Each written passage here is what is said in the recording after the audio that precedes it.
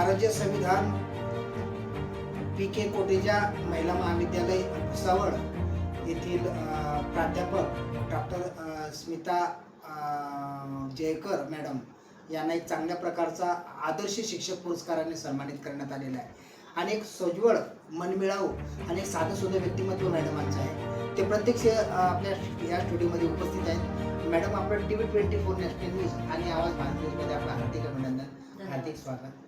एक चांगल्या प्रकारचा आदर्श शिक्षक पुरस्काराने आपल्याला सन्मानित करण्यात आलेला आहे. आणि या पुरस्कारासाठी आपली वर्णी लागलेली आहे मॅडम. एक भारतस्थ पुरस्कार आपल्याला प्रदान करण्यात आलेला आहे. याच्या आधी आपल्याला कोणकोणते पुरस्कार मिळालेले आहे, काय सांगा?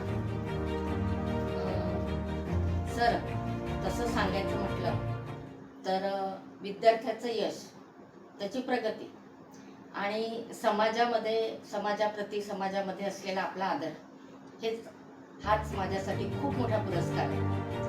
पण कसं असतं, आपण आपलं कार्य प्रामाणिकपणे करत असतो आणि मी ते करत गेले.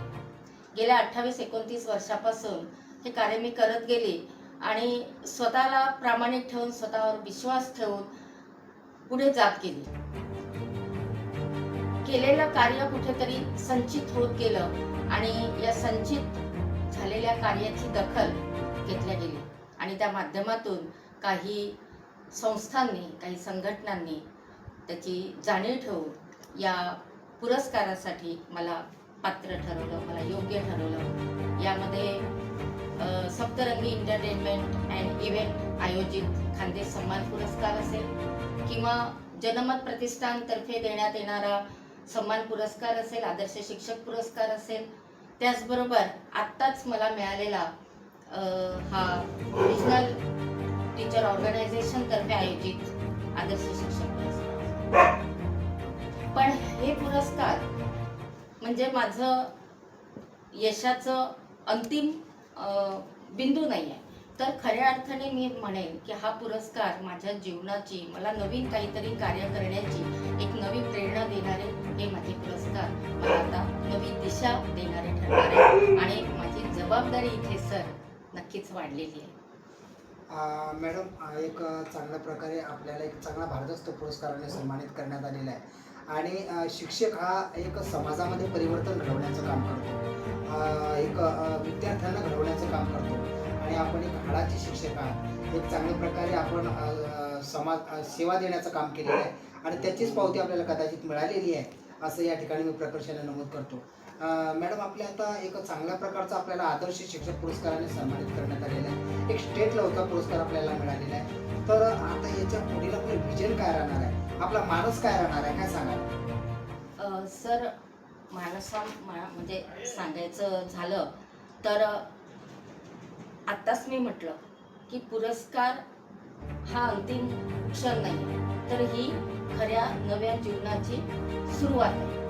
नवीन काहीतरी आणखी करण्याची जी ताकद असेल, जी शक्ती असेल, ती या पुरस्काराच्या माध्यमातून आपल्याला मिळत आहे. आणि या माध्यमातून आता केवळ विद्यार्थ्यांना शैक्षणिकदृष्ट्या सीमित न ठेवता त्याच्याही पुढे जाऊन एक संस्कारक्षम, एक आत्मविश्वास असलेलं, एक नेतृत्व गुण विकसित करणारं, सामाजिक परिस्थितीची जाणीव असणारं आणि भविष्याचा एक उज्ज्वल भविष्याचा एक भारतीय उत्तम नागरिक बनवण्याचं जे स्वप्न माझ्या मनामध्ये आहे, ते खऱ्या अर्थाने पूर्णत्वास नेण्यासाठी मी आता माझं मार्गक्रमण याच्या आधी सुरू केलंच, पण आता त्याला एक गती आलेली आहे या पुरस्काराच्या माध्यमातून. कसं असतंय की सध्या परिस्थिती आपण जी बघतोय ती बदलली आहे. त्याचे दोन पैलू आहेत. एक पैलू तर टेक्निकल तंत्रज्ञान विकसित झालेलं आहे, खूप मोठं यश आपण त्यामध्ये संपादित केलेलं आहे. पण याची दुसरी जी बाजू आहे ती आपल्याला आनंददायी ठरत आहे, चांगली ठरत आहे. मग एक मनोरंजन त्याच्यातून आपलं होत आहे, पण त्यातून आपलं किती नुकसान होत आहे हे कोणालाच कळत नाही. फॉर एक्झाम्पल, मी या ठिकाणी प्रकर्षाने सांगेन की रीलच्या या विळख्यामध्ये आजचा तरुण, आजचा विद्यार्थी हा अडकलेला आहे.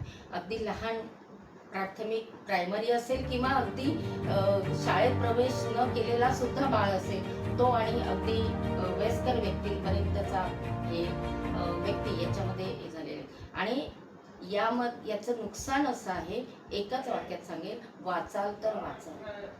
मला आपली वाचन संस्कृती या ठिकाणी विकसित करण्याचा माझा मानस आहे, ती रुजवायची आहे आणि त्याच्यासाठी काय करता येईल हाच विचार मी सध्या करत आहे आणि त्याच विचारांना मी पुढे नेऊन चांगलं काम करू इच्छिते.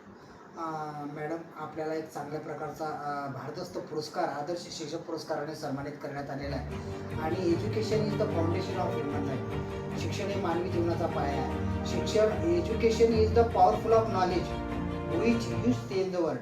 शिक्षणामध्ये जगामध्ये शिक्षणामुळे बदल घडण्याची ताकद शिक्षणामध्ये आहे. आणि आपण चांगल्या प्रकारे एक हाडाचे शिक्षक आहे. आपण चांगल्या प्रकारे PK कोटेच्या महिला महाविद्यालयामध्ये सेवा देण्याचं काम करत आहात. मॅडम, आपण हा जो भारतस्थ पुरस्कार आपल्याला प्रदान करण्यात आलेला आहे, याचं श्रेय आपण कोणाला देणार, काय सांगा? याच्या श्रेयामागे अनेक धागे आहेत आणि प्रत्येक धागा माझ्यासाठी महत्त्वाचा आहे. सर्वात महत्त्वाचा धागा तर माझे विद्यार्थी, कारण या विद्यार्थ्यांच्या यशातच माझं सर्व हे स्वप्न, माझे सन्मान, माझा पुरस्कार, माझं अस्तित्व हे पूर्ण त्यामध्येच दडलेलं आहे.